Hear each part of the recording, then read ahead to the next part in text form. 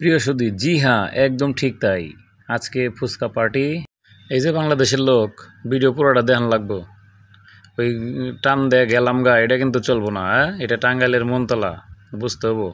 যাত্রাপথে একটু আপনাদের না দেখালে তো হয় না যে কিভাবে গেলাম আর কি খেলাম।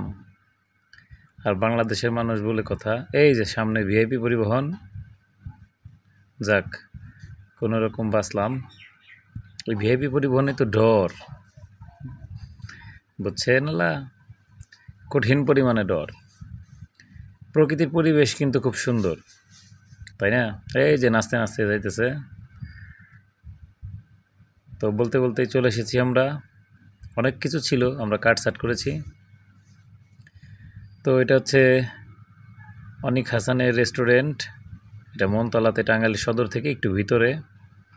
পরিবেশটা ভালোই। তো আমরা শুরুতেই এই সুন্দরতম পরিবেশে গেলাম।